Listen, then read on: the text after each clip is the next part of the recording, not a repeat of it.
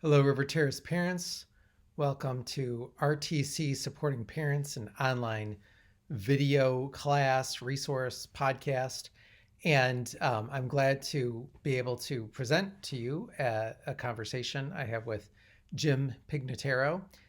This is the third conversation we're having about college, and this time we look at finances and financial planning. And so, with that in mind, I'll be first sharing from Proverbs. So thank you for being with us.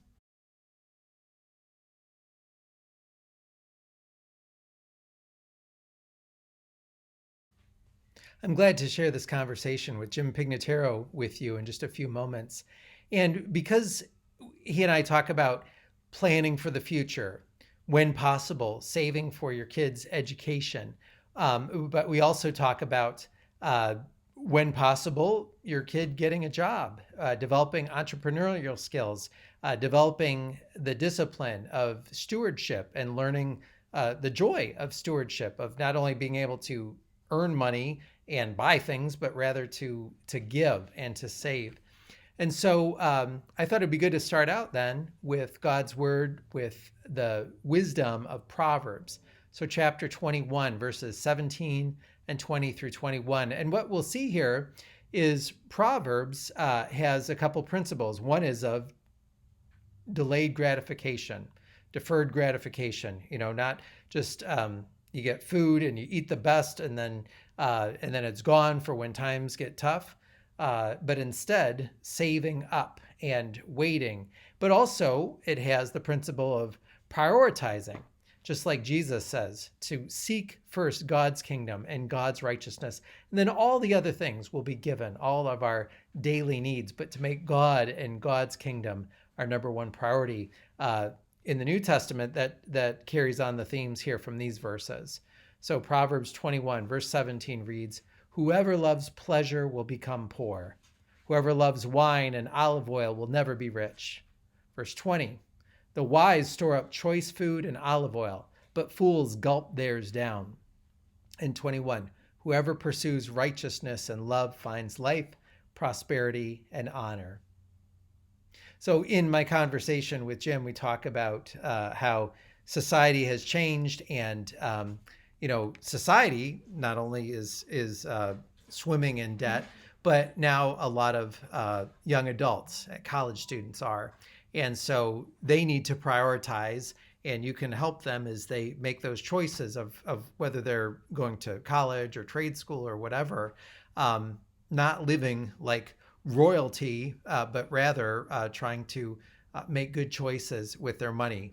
And for us, even if you have young kids at home, they're not going to college in the near future.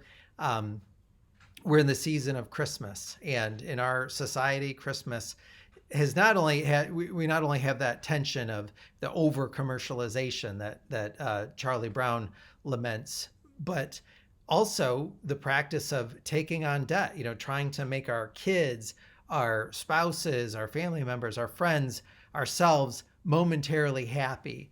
And so, we'll buy a lot of stuff that we can't afford and wait for our tax refund to pay it off, hopefully. And that's just not a healthy practice, as we see from Proverbs. And I think it's important for us to cultivate in our kids, and this is ongoing, it's not just a one-time conversation or act, but to cultivate in our kids the idea of stewardship, of stewardship and restraint. Because when we look at the biblical story of the fall was that God created Adam, gave Adam a job to name the animals, to oversee the garden, to be the steward of the garden. And then Adam was given Eve, and they were to do this work together. And the fall of humanity came about when they saw something that they weren't allowed to have. They crossed a boundary, they took it, they ate it. God said, you were not allowed to do that. And now we're living in a very difficult reality because of that. And we're grateful that God has sent Christ to remedy that. We look forward to when Christ will return and set all things right. But in one sense, the root sin is was greed and the desire to consume something that didn't belong to him, something that Adam had no claim on, couldn't afford in a sense. And so the whole system of debt started because of that, and we have to pray, forgive us our debts. And so when we cultivate in our kids, it's wonderful. It's wonderful to give our kids gifts that they want. I remember when the Atari 2600 came out, and we had just moved, and my dad was going to seminary, and our family probably couldn't afford it, and yet we did get a gaming system that year in the early 80s.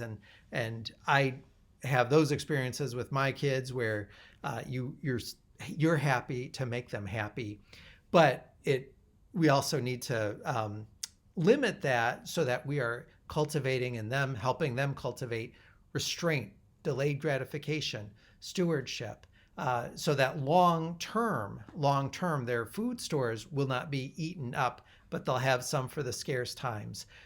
Rather than always asking others, they'll be the ones to give to people in need, give to support Christian missions and charities.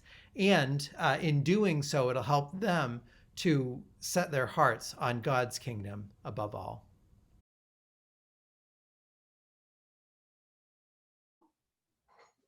Okay, well, I am glad to be able to have this conversation with Jim Pignataro. This is the third conversation we've had on uh, preparing for college. And before we talked about kind of in general, and then talked about maybe some specifics and some of the hidden values in schools, uh, and then this time we're looking specifically at savings and finances.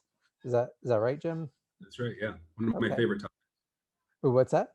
That's one of my favorite topics. Oh, okay. Okay. Well, why don't you take it away for us then? Yeah, sure. So this time I have four slides here, and really have enjoyed these little pieces that Ken and I have done together. And this one's probably my favorite of the three, because it talks about the financial aspects of saving for college. And I think this presentation today, or this conversation, will really speak to families with very young children, because if you get some information at a young parenting age, and do what you can to save for college, you'll be surprised the options that actually you give your son or daughter after 18 years of being diligent about doing a couple of things that maybe might resonate with you, that I'll go over here in the next 5 or 6 minutes or so. The first slide I have is not moving. There we go. Just a couple of little facts that I think are interesting. And Ken, feel free to obviously chime in. Ken's on both sides of the spectrum a little bit. His experience, some of the girls going through college already, and then just like me, having some kids that are getting ready here shortly to go into college. But debt is, if you prescribe to the fact that debt is not a good thing, which I think we all do, and stewardship's important, these are some staggering numbers for the United States. And I think some of us know them kind of in the back of our mind, but when you actually see the numbers, it's quite alarming. The average debt for a college student in 2019 in the United States was just under $29,000. When we bring that closer to home in our backyard, in 2008, students were graduating from Michigan State with a 4-year degree with about $17,000 in debt. Keeping in mind that's the debt you're graduating with. You've probably spent, if you didn't have a scholarship, you've probably spent, if you didn't have any scholarships, and you took out, when you paid cash, or used that from other investments, you've probably already put in 50, 60, 70,000 into your education. In 2018, which is just a year before this, but it was interesting that Michigan State's over the national average as much as much as almost 32,000 in debt per student. I mean, to me, that's quite an increase when you think about a 10-year span. Students taking on that kind of debt, the cost of tuition, the cost of room and board have just skyrocketed in the last decade in higher education. And we could probably have a whole nother presentation on what the factors of that is, or why a college degree is so expensive right now. I threw this in. Sorry, is there any sense that all that's happened with COVID is going to kind of curtail that trajectory, or no? Yeah, I think there are a couple of things. Something as early, 36 hours ago, Michigan State announced that you now have to live on campus 2 years as a requirement, starting in 21. And there's a lot of good data that would suggest the longer you live on campus, the better academic quality experience, the better college experience you have, and that you actually finish your degree in a more timely fashion. The average length of a student finishing their degree is closer to 4 years of students who live on campus 4 years versus going off campus, living 3+ years off campus. There's a variety of factors, distractions, maybe financial concerns that go along with that. But there's this notion that universities are going to start moving to that. You see that in the smaller privates where people live on campus. I mean, I lived on campus 3 years and then lived off one. But in these large publics, you see people running as fast as they can to get their off-campus apartment for their freedom. Because living on campus is very expensive. So it's going to be more expensive for a student to go through Michigan State because 30 weeks of living in a resident hall at $8,000 a pop with room and board is dramatically more expensive than living off campus and having an apartment with 3 or 4 roommates and paying and buying your own groceries. So there'll be either more debt added to students that go graduate from Michigan State starting in 21, or they'll be paying more out of pocket for sure. And then that brings into an interesting point. It's, 69% of students that graduate from a U.S. institution have some kind of debt.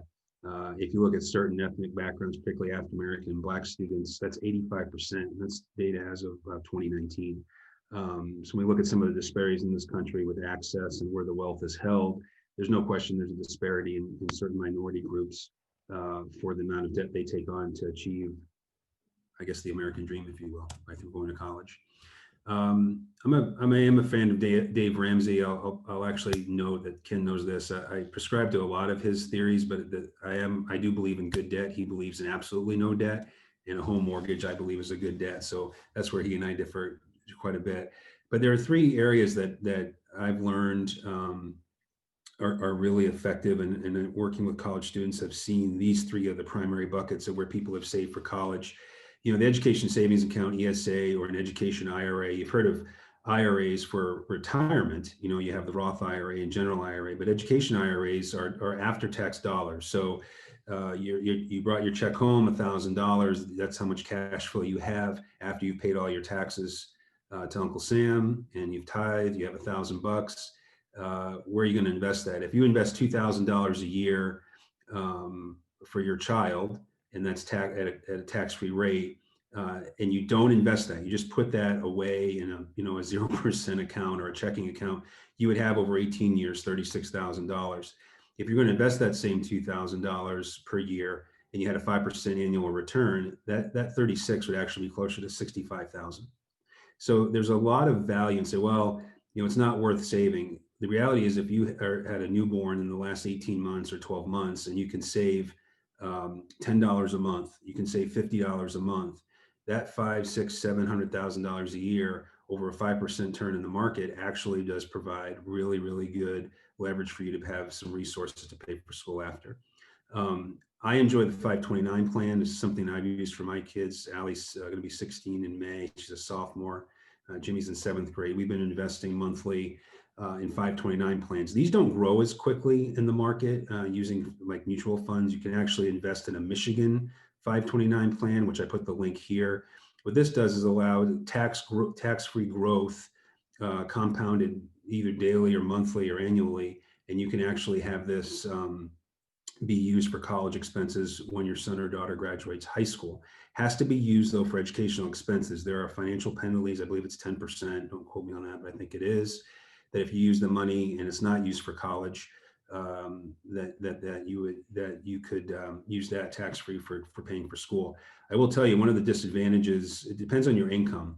There are certain income restrictions with IRAs and educational IRAs. So if your income is over a certain threshold, you're forced to go to a 529 plan. They both grow about the same and the same concept. They're just income restrictions. And here, there's more money you can invest on over an 18-year period or annual period. So, ESA, education IRA, 529, these 3 or these 2 are probably the most important outside of just putting money in a savings account. One thing is a little non-traditional that I've decided to work on is looking at stocks and mutual funds. And this isn't putting money on Red 7 like going to Vegas. It's being very strategic over funds that have over long periods of time performed very well in maybe Fortune 500 companies. We're not looking at investing in startup companies or very risky stocks and mutual funds. The downside of this is that it's not tax free, it's tax deferred. So over an 18-year period, if you invest in Apple and you have X amount of dollars, you are going to have to pay a penalty to take that out and actually pay tax on that, income tax on that. What I have found through talking with folks, and others may disagree, but what I have found is that the rate of growth with stocks and mutual funds far outgrow 529 plans or ESAs. You can, over an 18-year period, do some pretty good damage and make some pretty good money if you're strategic about quality funds that you're buying. But again, it really depends on your risk level and what kind of risk you're willing to take on. I would highly recommend a financial advisor to manage this. You can do this on your own without any financial advisor or input. It's very straightforward. This, make sure you're working with a professional and really vetting out what you're trying to accomplish. So I'll move, Ken, to saving tips for college. There are 3/4 really basic things that I think you could do. Some of it, most of it's common sense, but make sure you apply for scholarships. It's worth the effort to know what's out there and what you qualify for. And I'll go over some scholarship types here in a second. If your student is really good in the classroom, Senator Dar is really good in the classroom, AP courses are fantastic. These classes allow you to earn college credit. So if it's 120 credits to graduate, you can earn, 3, 4, 5 different classes or 12, 15, 18 credits toward a 120 credit degree. And that's money that you don't have to pay for in college. Those classes actually count as college credit. Yeah, our son Duncan is a freshman at MSU this fall, and he's seeing that pay off now. All the hard work you did in high school for those is how hard were those classes? They are pretty hard, just from what I understand. understand. He really it felt like he was in college with those in a sense, and but he got through them and he got the credit, and I forget. I think you went on mute there. There you go. Oh yeah, I was trying to ask Carla how many credits, but it knocked a lot of. What's that? It's more than one semester's worth that it's taken care of. So if you think about if you're going to a public school that you're paying per credit hour, or you have sometimes block tuition, I mean, it could be $3,000 a class, maybe more. So there's a lot of value in that. I would recommend if you play sports or you have other things, these classes, like Ken said, are very, very, very rigorous in most high schools, and so make sure you're managing, your good personal life with those as well. But if you're able to do it, I would go for it for sure. Get a job. That seems in certain generations a no-brainer. The more and more we go here, the less and less kids are working, and so making an observation or recommendation to get a job is not as easy as it sounds for the kids that are in school right now, for the most part. But getting a job is something that there's so many values to that, of working when you're 14, 15 and older, being able to save, right? Well, and even there, I can chime in that our son Jack, over the summer, he turned 14 in the spring. Over the summer, got a job at McDonald's, right just about a mile away from us. And one thing that motivates him now is, he's already gotten a promotion there. He's a crew trainer, but then down the road, it could help with college tuition. And that's 3.5 years down the road. He may no longer be there, but even now he thinks that's a great thing, because he really likes working there. And if I keep working there, this will help pay for college. So yeah, that's wonderful. And then on top of that, just great skills you get working. Oh yeah. Industry is just tremendous.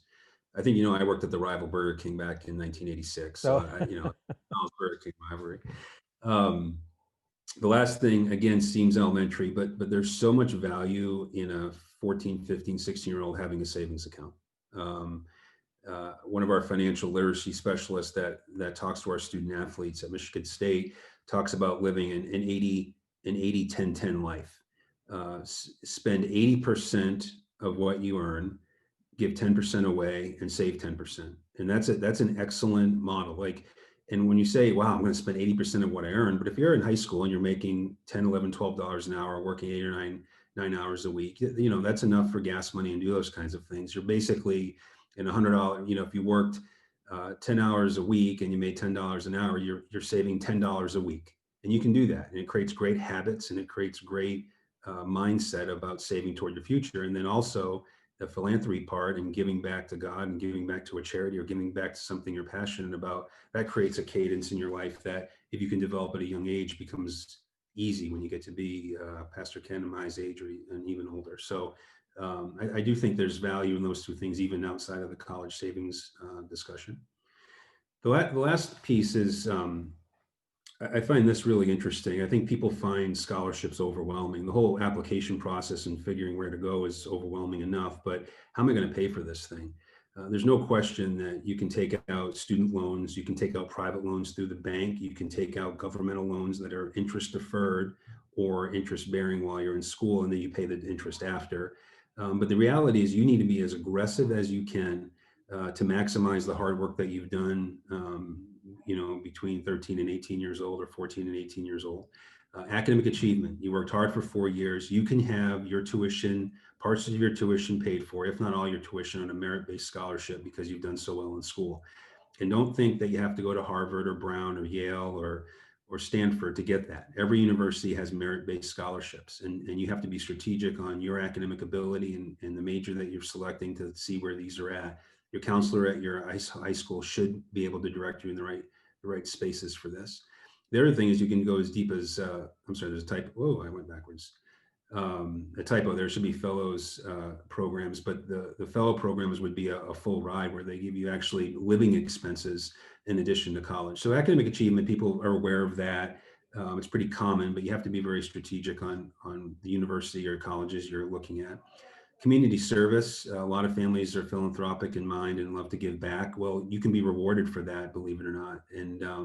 And a lot of agencies will give out, and it might be nominal, but if you have 2 or 3 $500 scholarships, I'll probably pay for your books for a semester or two. So applying for community service-based scholarships are really, really important. And this is the space I live in. The funny thing about athletic scholarships is that sometimes parents and families invest so much in their high school and middle school club sports scene to get a scholarship and have their athlete trained to have enough talent, or they take their talent to the next level to earn a scholarship, that over a 6-8 year period, they've paid what the equivalent is to go to college anyway. But the reality is there are a lot of athletic scholarships, and don't think you have to compete for Michigan State, Central. There are many Division II schools, Grand Valley, who gives money for scholarships. A lot of Division III experiences. Hope and Calvin don't give scholarships; they give a lot of need-based, but there's opportunity to get money indirectly for being a student athlete. I like this one. This is one I don't think of that often, but unique hobbies and traits. I was telling Ken prior, I found that there was a scholarship for someone who won a duck calling contest. They had a college scholarship because they had a talent of duck calling.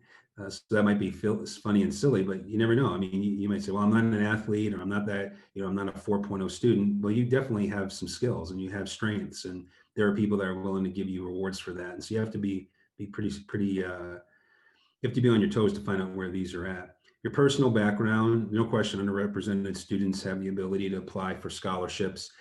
I've seen a lot in my career, particularly in the Native American population, where there are really federal scholarships that if you've done well enough in school, there's a lot of merit-based, they're not just merit-based, but their ability for you as an underrepresented student to go further your education. These are wonderful opportunities. Do not misstep here and know what's available to you through your counselor at your school.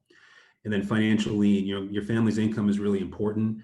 A lot of families who have financial advisors will help move some money around if you're making too much and don't find for a financial need. But there are families, the vast majority of families do qualify for financial aid.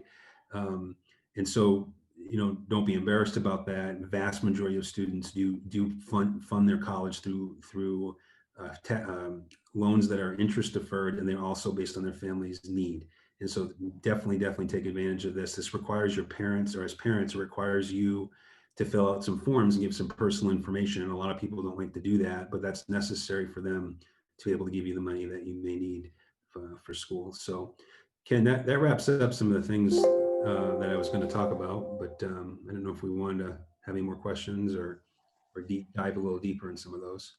Yeah, well, thanks, Jim. Yeah, as you were talking, I just thought, I mean, on the one hand, and I think I mentioned this on an earlier episode, was that our, for Carl and I, one of our biggest forms of assistance for our kids is, hey, if you go to LCC or MSU, you can live at home and get the family scholarship that way.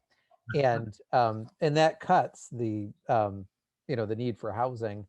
And also too, is that we've had, even in our experience so far, is that the job prospects and salary prospects upon graduation are a factor for our kids as to how much debt they're going to take on. Because in one case, one of our children is going to a field where they're pretty much, they pass, they're pretty much guaranteed a job, and it'll be a different scenario than for the other who, it's not as, their major is not as in high of demand. And so that has kind of been one guiding factor as to how much debt they'll take on.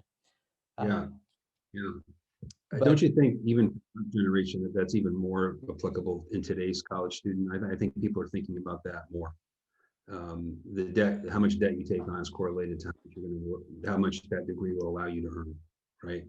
yeah, oh yeah, yeah, I think so. And that's yeah, and I even thought too, there are some cases where you're talking about getting a job, and there are those rare cases of people, and I wasn't like this, but somebody who young entrepreneurs start their own businesses, or and they that ends up, they build a career and it funds their college as they're growing. Have you encountered anybody like that? Or Yeah, these entrepreneurial type programs that are out there that are really really kind of neat. And one thing that comes to mind that's close to what I'm dealing with at work is a name, image, and likeness legislation that's going through that will allow a student athlete to earn money, actual cash, on their image and likeness, a name.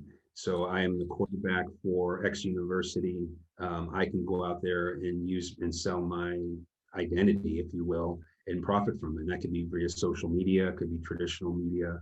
You can't use the university's logo, but it's an opportunity for students to really profit from some of the work the talents they've been given, some of the work they've done, and that can be true in working in engineering and doing a spin-off company. I know at Michigan State there's MSU Innovations program that allows students to participate in companies that Michigan State faculty have started based off their research. oh wow.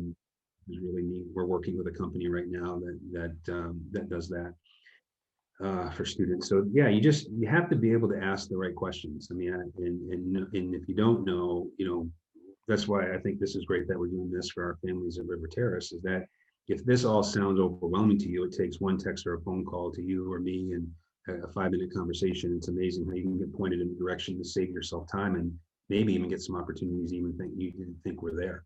Mhm. That's what's really cool about it. Yeah, and as we were talking, well, that's really neat. Where you're sharing about the entrepreneurial programs, and one of my values that I do want to lay before people is I do I do and maybe you working with the university couldn't openly endorse this, but I think there is value in, and this was changing when we were students, but this idea of leaving the comforts of home and having kind of a Spartan, and I don't mean MSU, but just this, bunk beds and desks and chairs and now, like the residence halls that I lived in at Western Michigan University, those are being torn down and they're putting up these really new living centers. And I don't know. I think on the one hand, I see where some students go off and they live like royalty, and but then they take on a lot of debt for it. And so is it worth it? Is it worth all that money for extravagant living? And yes, the food is great, and I don't know. I think I kind of, maybe I'm a bit nostalgic for those days of, just the very bare bones dorm. And like when I was in college, there was, I remember I was an RA one year, and I had one fellow RA. He had a loft and a couch beneath and a TV and video games, and his was kind of like the hangout place. And now that's common everywhere, right? It was kind of a unique thing. Like, oh, if you wanted to have a bit of a luxurious dorm room, you go to his place. And does that Yeah. make sense or no? Is that Yeah, no, it does. I mean, there are some resident halls that still don't have air conditioning, and that's just people yeah, really fathom that, even though you only need it for probably, 30 or 40 days if you go to school in Michigan. But yeah, I, yeah, no, I'm with you. It's amazing what the expectations are. I mean, even from an intramural and workout perspective, I mean, some of these workout facilities that universities have built. In 2018, I was out in Seattle. University of Washington comes to mind. That their intramural workout facility was like a 5-star resort. I mean, yeah, it was unbelievable. Why would you ever want to leave? You know what I mean? It's one of those things. And if not being wise and taking out $20,000-$30,000 a year, 80, 100, $120,000 over a 4 or 5 year period, is that really a smart financial mm, rule? I'll tell you right now, Dave Ramsey would say absolutely not.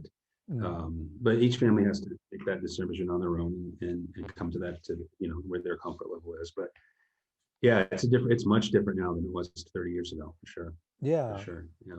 yeah. Well, yeah. Well, I really appreciate you sharing all this information and wisdom, and and also I kind of hear just in there. I mean, you work with what you're able to do, and plan for the best. Try to plan wisely. And did you have any other thoughts to add, or? Yeah, I would say, and again, this is my bias, but sometimes we get really wrapped into going to places because that's where I'm supposed to go, whether it's the academic reputation. This is where I said I was supposed to go, or this is where my parents wanted me to go. But it's really important to, like I said, I think in the first series that we did, walk the campus and envision yourself walking around. I mean, this is going to be your home, hopefully, for 4 or 5 years, and hopefully 4 years, not 5. But there's a lot. This is a lot of growth happens from 18 to 22 years old, and it's very important to understand and give yourself some slack that you're not going to know it. You got to give yourself some slack. You're going on. You're making your decision based on the information you have right now, and the finances of it are very, very important. I have changed over the years to say that I don't think it's of value to take over $100,000 in debt to go to a school because that's, I like their football team, or it's in a warm climate. I think those are really cool factors, and I think it's part of the decision. But unless most families aren't in a position to make that risky decision. Now, like you mentioned, if you're in an environment where you think you're going to be in a career field that you're making 50, 60, $70,000 a year right out of college, which those jobs are still out there, then I would say then that's not as risky as it if you're going to Michigan State to become a teacher and you're taking on $100,000 worth of debt. Unfortunately, society doesn't value from a financial standpoint some of our service industries enough to take on that debt to do the work that you want to do. There are plenty of places to go for an education degree so you can teach in the state of Michigan. You don't have to take on $35,000, $40,000 a year debt to do that, unless your family's positioned you to be able to do that. But again, that's a decision you have to make. You'll just set yourself up for financial freedom if you're not tied down by 50, 60, 70, $80,000 of debt over a 10 to 15 year period if your family can't help you pay that. So I think that's just lessons learned over a period of time. Yeah. Yeah. Okay. Yeah. Well, thanks so much, Jim, for sharing all this and all Yeah, your my pleasure. preparation. I enjoyed it. Yeah. We'll talk to you soon. If you see this in time or listen to this in time, I want to remind everybody that on Sunday, December 6th from 5 to 6 p.m., we have an Advent lighted path that has been led by in the preparations by Shalom and other staff. And so there are going to be a number of volunteers helping out. It's going to be a safe, socially distanced event. And so I want to invite you and your households to that. That's this Sunday, December 6th from 5 to 6 p.m. over at the fire pit near the Campus Edge House. And if you attended outdoor worship this summer or fall, it's right in that area.